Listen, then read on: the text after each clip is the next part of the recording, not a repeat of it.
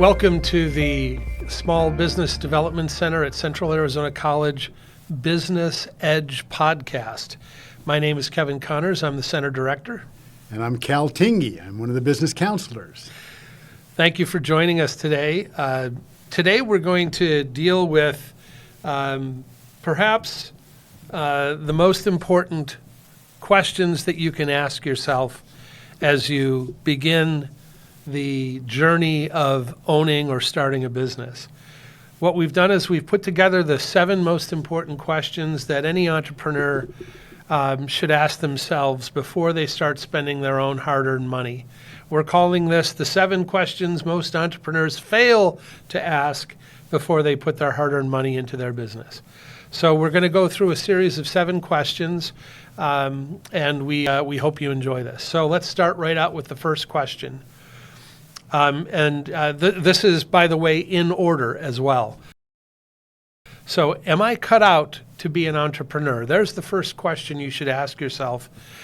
Do I have what it takes to become an entrepreneur? So go ahead, Cal, give us your thoughts. Well, I think the first thing when you ask that question is you need to be talking about your risk tolerance.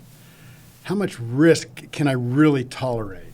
You know, there's always a reward balance, risk-reward balance there. Where there's a great reward, there's usually a great risk. And so we need to think about that. A lot of people, as entrepreneurs, we look at the reward and we really downplay those risks. We say, oh, they're not that bad, when in fact they really could be something we need to look at. Well, sure. I mean, as an entrepreneur, you're thinking about, hey, I'm going to make some money.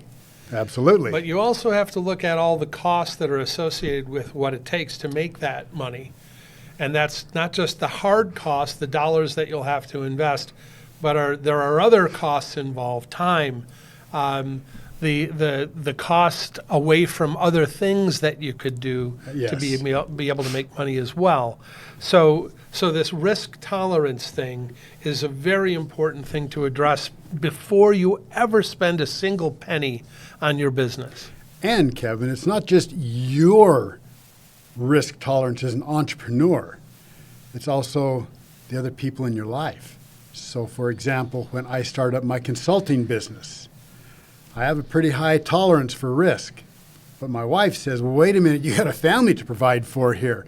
Let's look at these risks. Let's talk about them. Make sure we understand what we're doing here. Absolutely. And it's so important to do that before you start spending a penny.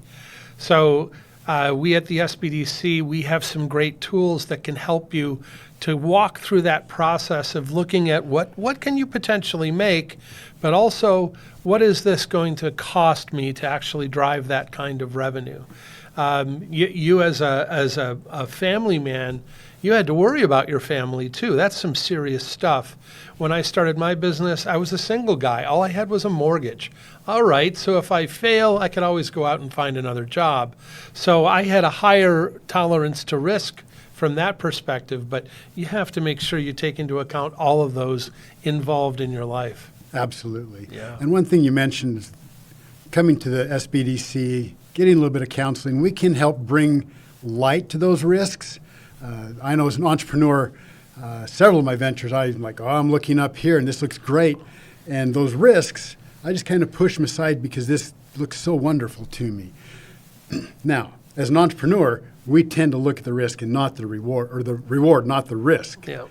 But when they come and talk to us, when entrepreneurs come and talk to us, whether they're starting a business, buying a business, expanding a business, we look at those risks. And one of the things we try to do is we try to mitigate the risks. So if you can identify them, then your next step, Kevin, is to say, okay, what can we do to bring those risks from here and bring them down so they're not so big, not so powerful? Sure, and planning is really what's behind all of that, right? Every client who comes to the SBDC, really the first thing we do is we go through the process of creating a business lean plan. That's a 1-page business plan that goes through a number of things, but also takes not a detailed look, but a fairly high-end look at, okay, what's the potential revenue, but also what are the potential costs? What's this really going to cost me? Right. And when we talk about costs, we're not talking just about money, as Kevin mentioned earlier. We're talking about resources. Time is a huge resource. The most valuable thing we have in our lives. That's right. You can't get it back. No. So, yes, Very we're true. talking about all those things that you need to be considering. You bet. Another thing to consider when you're asking that question, am I cut out to be an entrepreneur, is what kind of personality am I? Am I an outgoing, big picture kind of person, or I'm more introverted, more detail oriented? So it's important to take a look at that and understand that as well, right? Well, Kevin, as you know, every good entrepreneur is an extrovert. That's the way it is. And if you don't believe me, look at all the podcasts, look at the TV shows, all those people. Wait, you're not buying this? Now you're being a little facetious, I think. So Absolutely, I am. Yeah. We joke about that because it's the extroverts that do have the podcast, that do go out and try to get interviews on TV shows, radio shows. It's the extroverts doing that. The introverts, they're back making money, and they're not letting everybody know about what's going on. Yeah, anybody can be a great entrepreneur. It's a matter of understanding who you are and how you operate. There's an old adage. I love adages, one-liners, rules to live by, rules of thumb, whatever you want to call these things. But one of the best is you work your strengths and you hire your weaknesses. So if you are that introverted person, maybe you need to consider hiring someone who can do the sales ends of things. But it's important to know who you are. Let me give you a good example about that. And we'll go back to my consulting business. And I started my consulting business, Kevin. Oh, it was great. I'm picking up the phone. I'm making phone calls. I'm delivering the service. It's wonderful. About 6 months into it, my wife comes to me and she goes, "How's the business going?" I said, "That's great." She goes, "I'm looking at our bank account and that doesn't look so hot. Show me the money. Show me the money."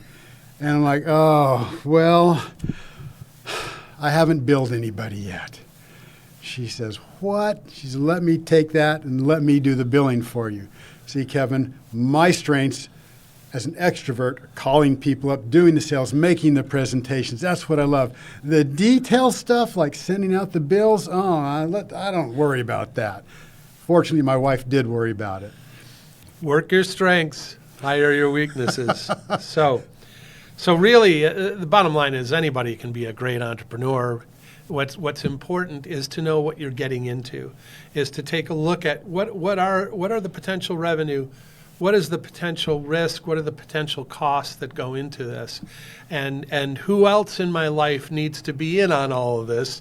And lastly, the kind of personality you are, outgoing, introverted, and making sure that you've got everything covered. It's all about planning and making sure that you know what you're getting into, really. And knowing your strengths and your weaknesses. And like you said earlier, hey, capitalize on your strengths and have somebody else do your weaknesses. Absolutely. So that's the first question. Let's move on to the next question. All right, Kevin, here's question number 2. What is your burning reason for starting this business? It's when you start a business, it's like you're giving birth to a baby, really. Yes, it is. The burning reason as to why you want to do this. This is, for all intents and purposes, the why of why you want to start a business. For instance, is it building a legacy for your family, to be able to build that wealth that your family requires, but also having it for your children to take on as well so that they have something to work towards as well? Family empire. Yeah, exactly. Yes, empire. Or is this, are you looking for just a side hustle? Do you need a few $1,000s a month? So maybe every weekend you're going to take that taco cart out and sell some tacos to just generate a couple of grand or so to help complement or supplement the family income. For me, I'll tell you, I was tired of corporate America. I had it up to here with being on a plane every week or every other week, and so I sought ways of literally jumping out of that plane. And so for me, it was, how do I get out of the corporate world and into, running my own show? And lastly, is another potential is this about converting your passion into making money? Is it about monetizing your passion for something? And we've both seen lots of people who have a hobby, they're really good at it, and the next thing you know, they want to turn it into a business. You bet. That's really what happened to me. I was always a photographer. And finally, after 15 years in the corporate world, which treated me well, which taught me so much about reading financial statements, understanding marketing, sales, all those kinds of things. But I was done with it. And fortunately, I was able to leverage my knowledge of photography and more importantly, my passion for photography into a business that took me 15 years of some of the most wonderful times of my life. Well, now let me give you an example of why your reason for starting that business really needs to be strong. So at one point in my career, I had a business partner. He came to me and says, I want to open up a little copy and print shop. So we ran the numbers and looked pretty good. One of the things we did is we bought the first color copying machine in the state of Arizona. Nobody had it. The great selling My point goodness, there. is it about like 1924? Yeah, shortly after World War I.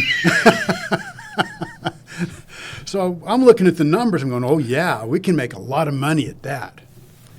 And so, bingo, we spun that business up.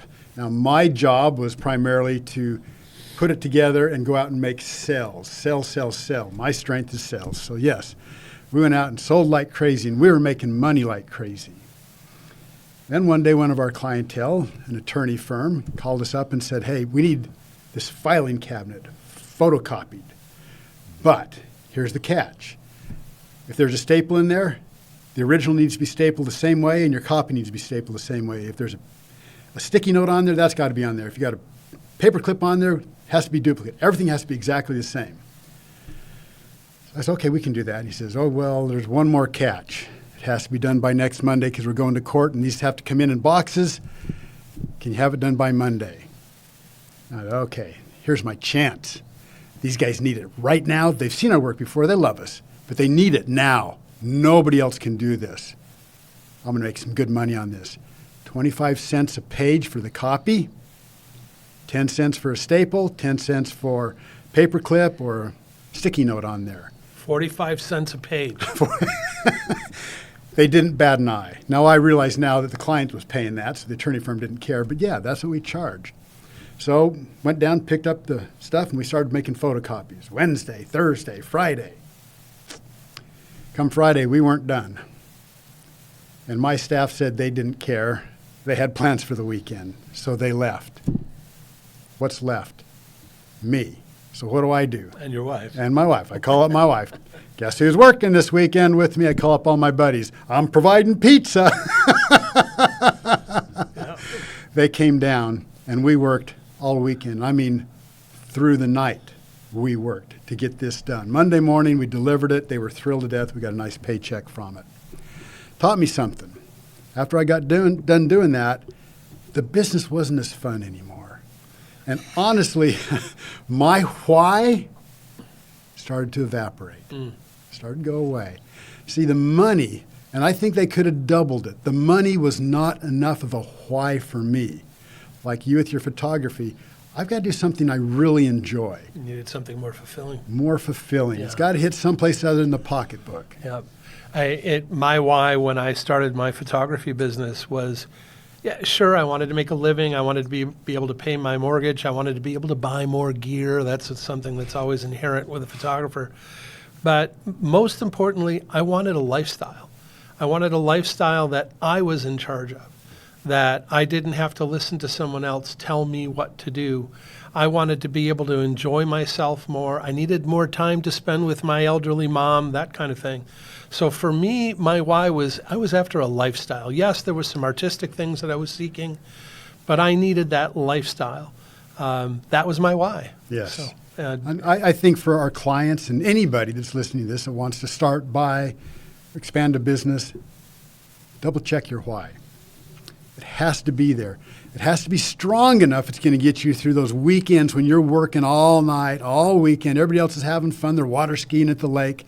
That why has to be strong enough to keep you there and make it worthwhile. absolutely. See, Kevin, we get to go to fun because we like what we're doing. The why's there for us. But a lot of people go to work every day. And when you go to work, it's drudgery.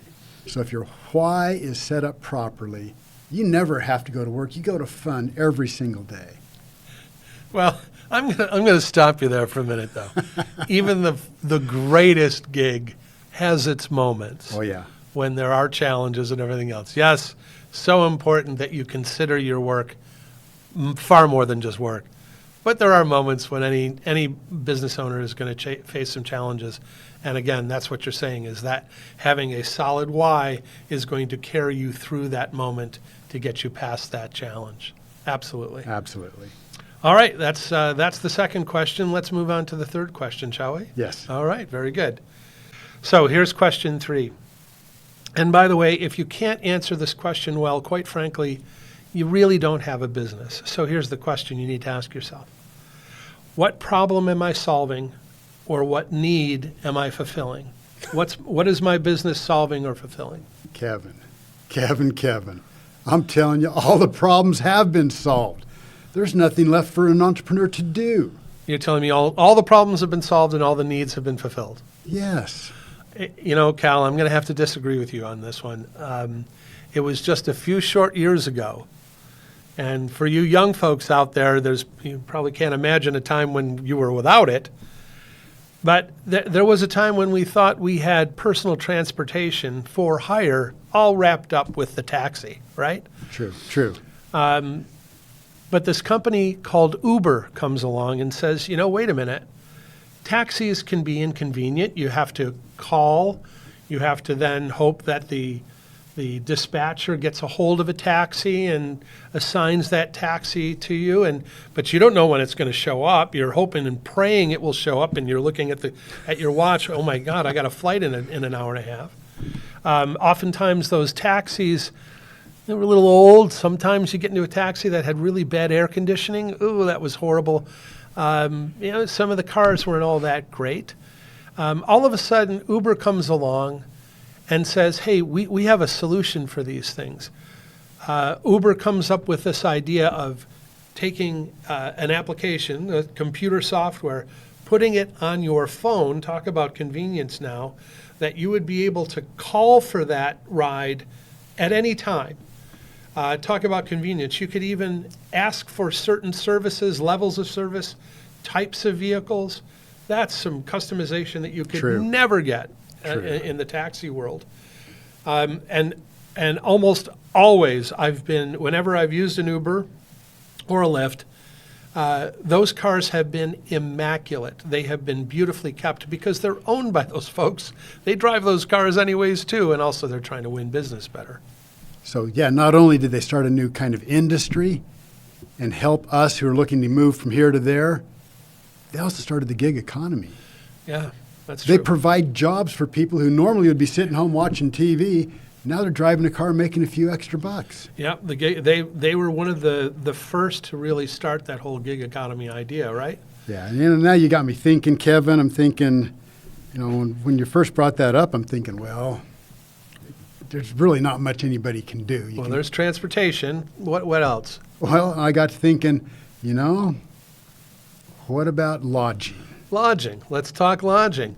Up until just a few short years ago, we used to think, yeah, we've got this down. We've got hotels everywhere. Right. You can get into a cheap hotel. You can get into the Ritz, right? We've got it all set up. Well, but there's an issue there, especially if you're traveling as a family, right? As a family and you're staying in a hotel, first off, you have to buy separate rooms. Right. That can become very expensive. But they have adjoining doors. Well, okay, fine. But the point is, typically at the end of the day as a family, everybody goes into their separate rooms and you can't stay together as a family. All of a sudden, Airbnb and Vrbo, they came up with this idea again to put an application on a phone, talk about convenience, being able to order these things on your phone, that now you could travel to. And sometimes, by the way, there are locations that don't have hotels. Yeah. You can get into these very beautiful places, into these exclusive properties that otherwise you could never touch. So now you can keep the family together. The day ends, you get together, you cook together, you make dinner, you watch movies. Everybody goes to bed when they want to. I've seen that as a commercial on TV recently, by the way, too. They get to go to bed when they want to, as opposed to other things when the family, or especially small children, when you're traveling with small children. And then you wake up in the morning, you don't have to all get together and figure out where we're going to go to breakfast. Somebody starts making breakfast in the morning. It's a great way to keep the families together, to go to really cool locations, to be in interesting properties, and almost always save some sometimes serious money over the course of a few days. And then, as you said, just like the drivers of Uber and Lyft, the owners of those properties now, when those properties, their second or third home, would normally sit vacant, now they have a way to monetize those vacant properties and make some money as well. So you see, Cal, it seems to me that there's always going to be new problems to solve and new needs that can be fulfilled. I guess as entrepreneurs, we just need to be creative. Think of those new ways. Come up with the ideas, right? Be willing to pioneer something new. Absolutely. But I'm also going to add this bit, and we haven't talked about this yet. It doesn't necessarily have to be this super unique, the only thing like it in the world. Sometimes it can be an aggregate of certain things. What do you mean? That are then executed well. For instance, it can simply be a number of pieces of the normal puzzle of how, let's say, how a plumber does his business.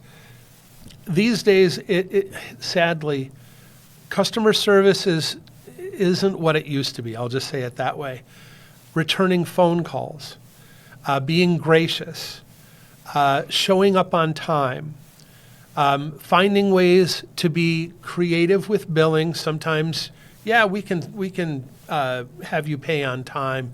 It's a collection or an aggregate of the things that every business normally has to deliver on, but you deliver on it well, or you deliver on a suite of things, that unique collection of things that there might be a couple of other competitors out there that do it, but you're going to do it better. It doesn't necessarily have to be this brand new, different thing that no one's ever created. You get my meaning on that? I do. Your USP. A unique selling proposition. Yes. Your competitive advantage. Right. Very good. All right. I stand corrected. There's always something that can be improved upon, except for me. And getting back to this question again, the question was, what problem am I solving, or what need am I fulfilling? It's such an important question that you have to ask yourself before you spend a single penny on the business that you're trying to build. I agree. Groovy? Yep. Very good. So let's move on to the next question, shall we? Yes. This fourth question is actually two questions, but we're going to put them together as one because they're so closely related. But the first part of this is, what am I actually doing for people? And the second part is, what do I want this business to be in 5 years or 10 years? Okay, very good. So what am I doing for people? Where do I want the business to go and be in the future? Yes. So that first bit, what are we actually doing for people? That's actually your mission statement. Okay. And where do we want to be in the future? That's a vision statement, to use the business speak around this. So let's talk about, let's go ahead and put up the key difference table on both of those two statements, the mission statement and the vision statement. Right. All right. So as you can see there, the mission statement explains why the organization exists and what it does. I would also insert there who it does it for. I prefer to also know that. As opposed to the vision statement, which describes what the organization wants to achieve in the future. The mission statement is the now. The vision statement is the future. Okay. Okay? The focus of the mission statement are current activities and the priorities of that organization, whereas the vision statement is long-term aspirations and goals, simply put. The mission statement is oriented towards actions Today. in the now, Yeah. whereas the vision statement is oriented towards the dreams of the organization. Where do we want to be in the future? Lastly, the audience for those two statements. The audience for the mission statement really carries across employees, customers, stakeholders, and partners, pretty much everybody involved in the business. Whereas the vision statement is more internal. It's more for the primarily for the employees and stakeholders. It's more inspirational or aspirational for the future. So that kind of sums up the two differences between these two things. Very important questions to ask, though, again, prior to spending a penny on your business. So if we could, let's bring up the next graphic. What we're going to do is we're going to bring up a series of mission and vision statements. We're going to ask you, the listener and viewer, to guess what business this mission or vision statement is for. How about that? All right. So let's put up the first one there. To inspire and nurture the human spirit, one person, one cup, and one neighborhood at a time. Cup being the Q here. Okay, I think I got an idea. Who do you think that is? Well, let's look at their vision statement first and see if that helps me figure it out for sure. Oh, okay, all right. The vision statement for that company is to establish Starbucks as the premier purveyor of the finest coffee in the world while maintaining our uncompromising principles as we grow. Kevin, I think the answer is Starbucks. What we would say is you're sharper than a bowling ball. But yes, so hopefully you see the difference in those two. So their mission statement, Starbucks' mission statement, to inspire and nurture the human spirit, one person, one cup, and one neighborhood at a time. That's what they're doing now. Right. As opposed to their vision statement, which is to establish Starbucks as the premier purveyor of the finest coffee in the world, maintaining our uncompromising principles. Very good. So there's that current or now and future. I can see that. Let's do another one, see if we can see that again. Very good. All right. So the next one we've got here is, we strive to offer our customers the lowest possible prices, the best available selection, and the utmost convenience. Who do you think that is, Cal? Well, right now, since you don't give me the name of the company, I'd say it could be Walmart. Could be Walmart. Yeah. Sure could. But let's look at their vision statement, shall we? Okay. Maybe that'll give us a clue. Hopefully they'll have their company name in their vision statement. I'll get it right. So the vision statement for this company is to be the Earth's most customer-centric company, where customers can find and discover anything they may want to buy online. Okay. So who do you think that is? I'm going to guess Amazon. That's Amazon for sure. So again, look at the difference between their mission statement, their current thing, which is striving to offer customers the lowest possible prices, versus what they want to be in the future, and that is to be the Earth's most customer-centric company. That's a really bold statement, by the way. Yeah. And guess what? I think they've accomplished that already. They have. And I should have realized that when I looked at that mission statement. It says, we strive to offer our customers the lowest possible prices. Because if I were to go to Walmart's online, they offer you one price. But if you go to Amazon, you can find 3 or 4 or more different sellers of the same product at different prices. That's right. Sure. Yeah. That would have been a cue. All right.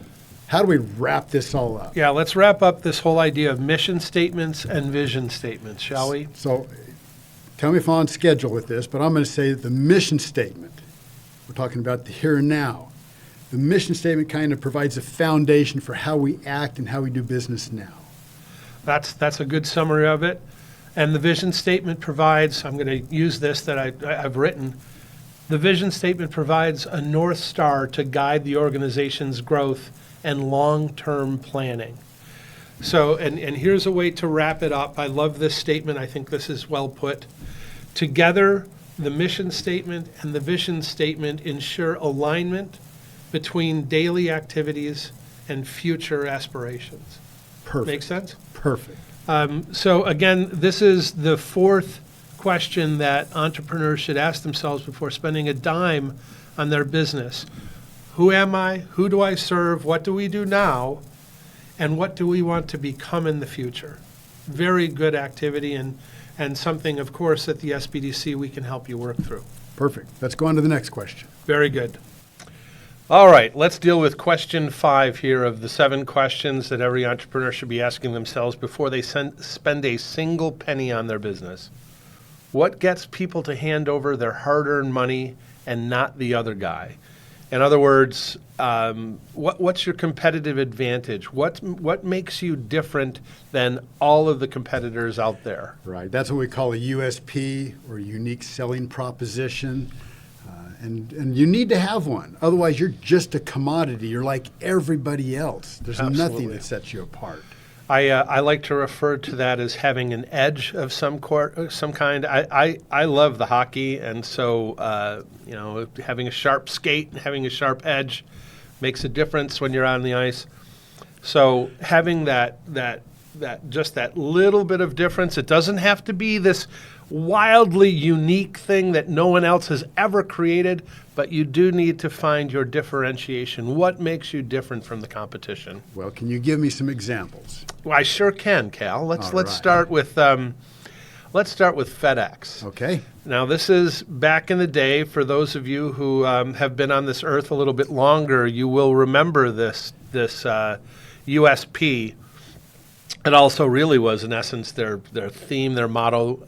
It's a little bit long for a tagline, but it really was their tagline. FedEx used to say, when it absolutely positively has to be there overnight. That was something that changed the world. That was something that was absolutely unique. It was completely unique.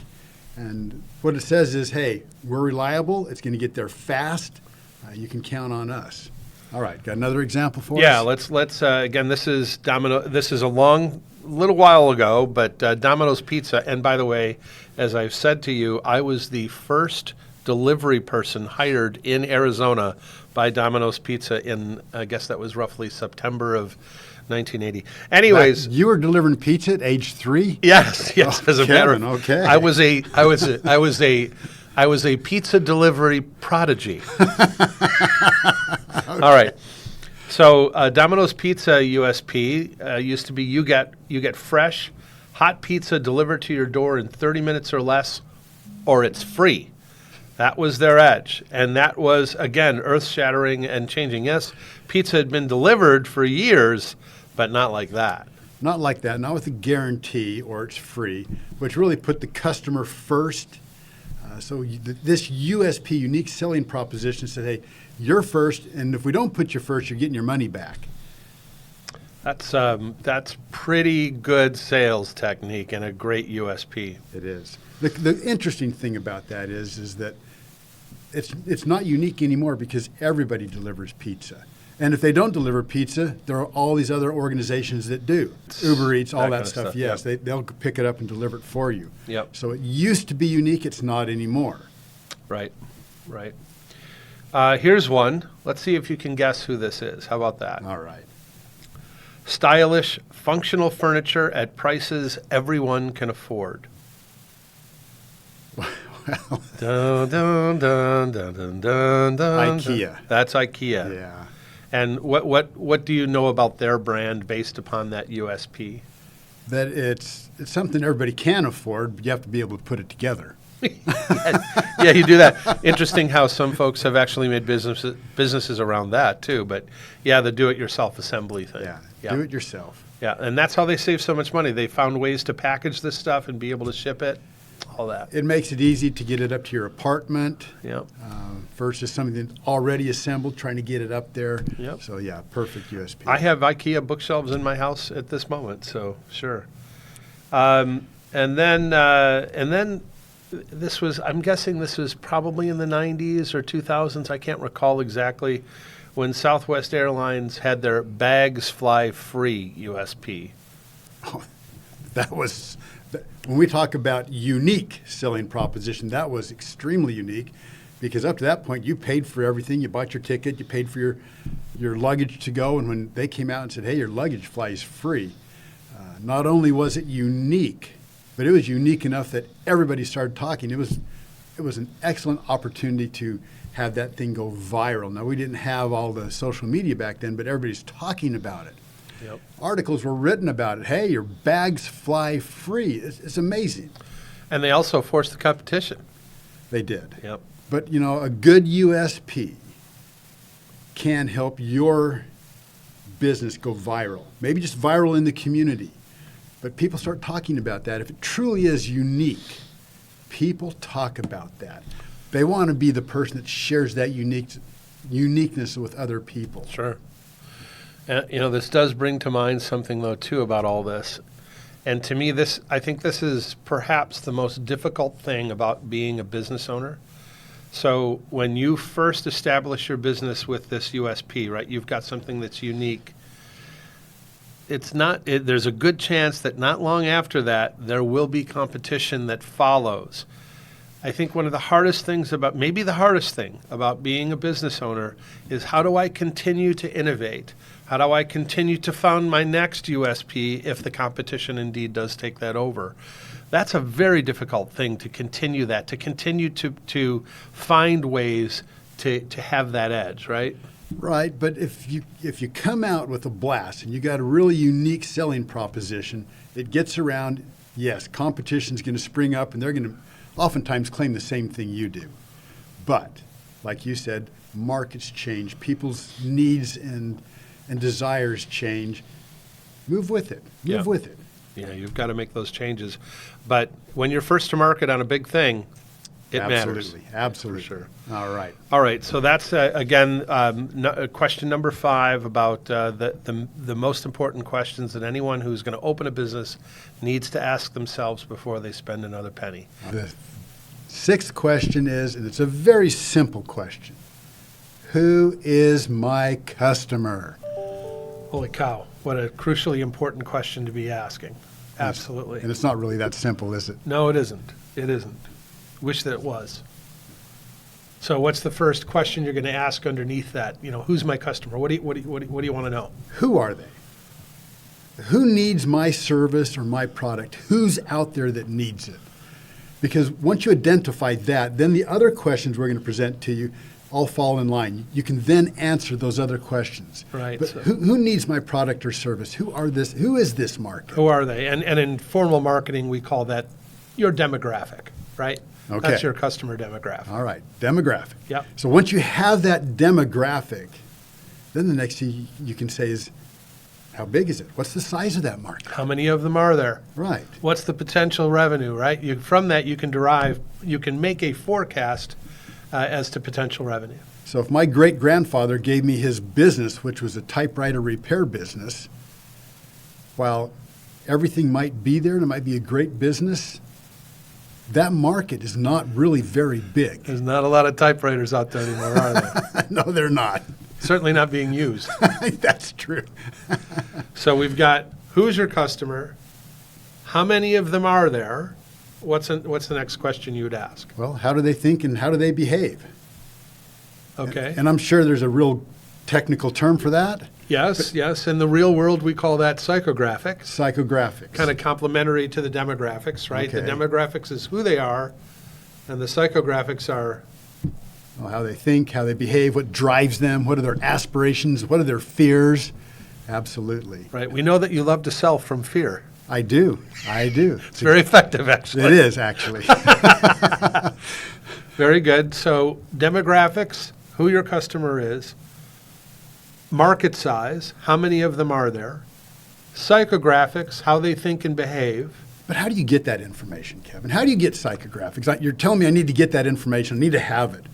If I need the demographics, I'm coming to the SBDC, and you guys are going to pull up all that information for me. And we also can help you with psychographics as well. There are tools that can help us discover the behaviors and thought patterns of people. There are ways to do that, but one of the best ways is to actually go out there and start to sell and figure it out yourself, what we call direct market research.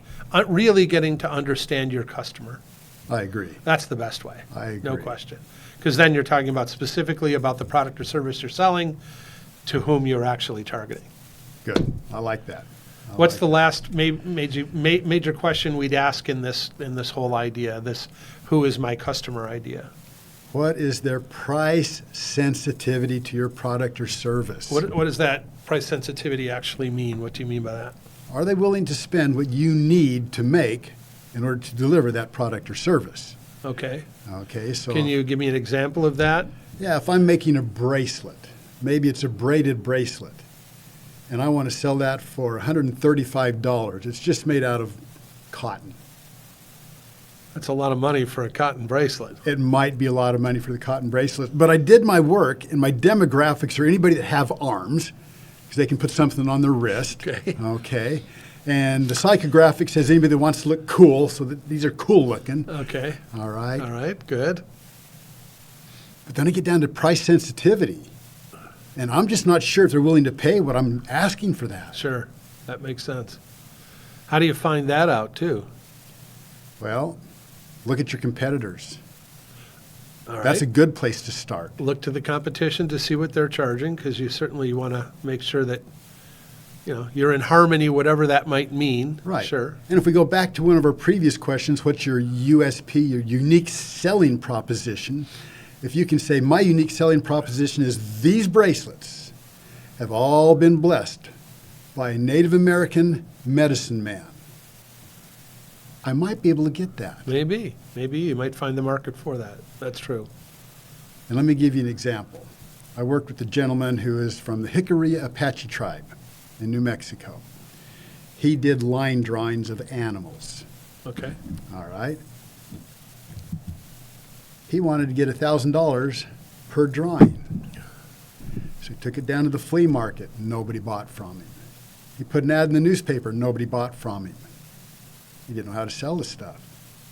When the internet came on, he put it on, and he marketed his drawing to people in Europe and said, done by a Native American Indian.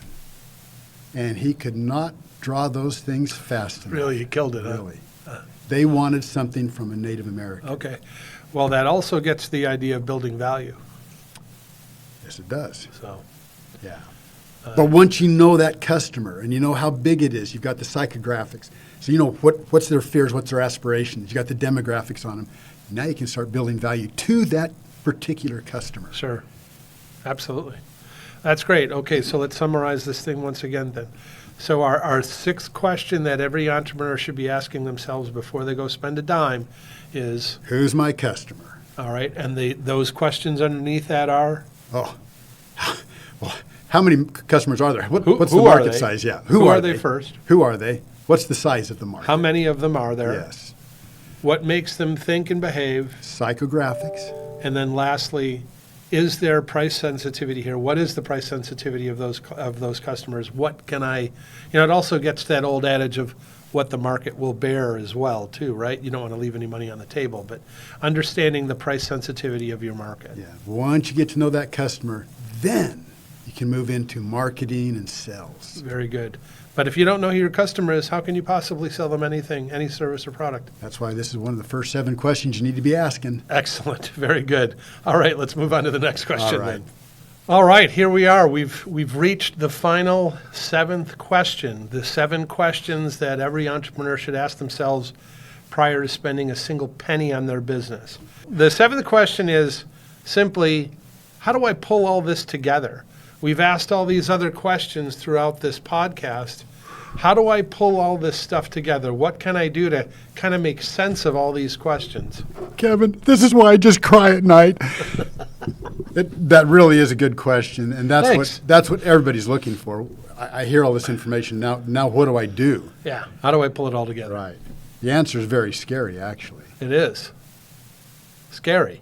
Yes, it is. When people hear you need to write a business plan, a lot of businesses stop right there. Oh, sure. Yeah. But since you like one-liners, I'm going to throw one out at you. If you fail to plan, you plan to fail. Oh, yeah. Yep. And my favorite is plan your work, And work your plan. there you go. Love those. Yeah, it's critical. And having started several businesses, there have been some that I thought were just like not a big deal. I can see where I want it to be. I'm sitting right here. I'll just go for it. And in every Just wing it. just wing it. I can do it. I've done other business. I can do it. My path is like this, up and down and over till I finally get there. Honestly, I spend a lot of time, a lot of resources.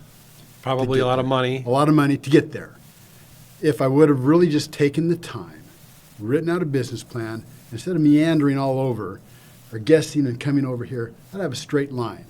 We all know shortest place from point to point to straight line. Shortest distance between shortest 2 distance. points. There you go. There you go. You must have And your wife is a math instructor or professor. My goodness. You must have done better in math than I did. I hired her as my tutor. Very good. All right, so it's about a business plan, right? Yes. It's about a business plan, but as you mentioned, so many folks are immediately intimidated with that term. Ooh, business plan, 35, 45, 50 pages of narrative, financials, forecasting, pro formas, Yeah. all of that, kind of really daunting. I don't have time for that, Kevin. No, especially not when you're just trying to get started and try to pull together an idea, right? Again, we're trying to pull together all these questions that we've just asked. So now you're telling me the seventh thing is to write a business plan? The Well, hardest thing? What we do at the SBDC is we actually help our clients create a one-page business plan, what we affectionately refer to as a lean business plan. One page. We can help you write it in under an hour. Once it's done, you can read it in minutes. You can make changes to it in seconds. But it's a way to capture everything that's been bouncing around between your two ears, all of these questions that we've asked you to ask yourself, to finally collect this and put it onto a one-page business plan written in under an hour. We can help you do that at the SBDC, but it pulls together all of these things. And once you, at least this is the way it works for most people, once either they've written something down or they've typed something into the computer, now they can actually see what they've written and reflect on that. And there is truly a magic, there is an alchemy to writing things down and then reflecting on them. And that really is the truth. The thing is that creating something is so hard. That's when we talk about a business plan, people go, that's too much work. It is work to put something together, to create. Sure is. But Kevin, you cannot critique anything until it's first been created. Once it's been created, and then you look at it, you can go, well, I can change this, I can fix that. If you think everything's good, pass it off to somebody else. Bring it into us. Let us look at it. We might critique it, and our critique might be, wow, this is perfect.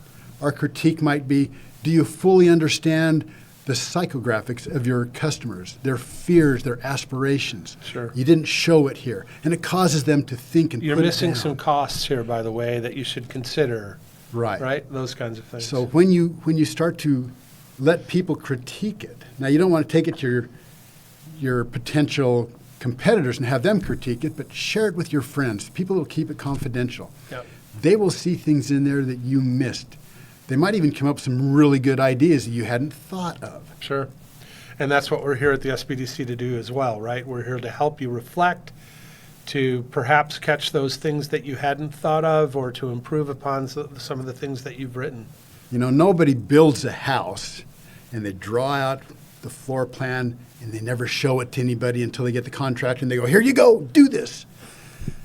A wise person would take that and say, hey, Kevin, what do you think of this? And you can look at that and you go, you know, it's a 2-story house. You could put a recycle of that hot water in, and by virtue of that water being cold over here, it'll fall down to the bottom, push the hot water back up. You don't even need to have a hot water recycler on there, and it'll do it automatically. I've known people who have actually drawn plans for a 2-story house and forgotten the stairs. So yes, create that business plan, create it, and then really, honestly, let other people critique it. When we hear the word critique, we always think negative, negative, negative. But as you always say, when we're working together, it's okay to challenge each other, because whatever we do is going to be better than whatever we have. Sure, absolutely. It's going to be improved upon. There's another great advantage to creating a lean or one-page business plan. Not only does it collect your thoughts, allow you to reflect, improve your plan, all of those things that we've just described, but it also is the first bit of developing your messaging. It is tremendous for developing those words compiled into phrases that are that grow into sentences that ultimately grow into the messaging that you'll use The to reach your story. customers. The story. So, absolutely. And things like the founder story even too, Yes. right? So all of those things, they organically come from that ultimate pulling of things together. All those questions that we've been asking, you pull those together through a plan. And what we suggest is that you pull that together through a lean or one-page business plan, a lean plan. It's a great way to do this. This is the way you pull it all together. And then from there, you can move on the business and make things happen. Powerful. Those 7 questions are powerful questions, each in their own. But if you can take all of those and then at the very end, like we have here, how do we put it together? It's a business plan. If we can do that, what do we have, Kevin? You got yourself a business, hopefully, is what you got.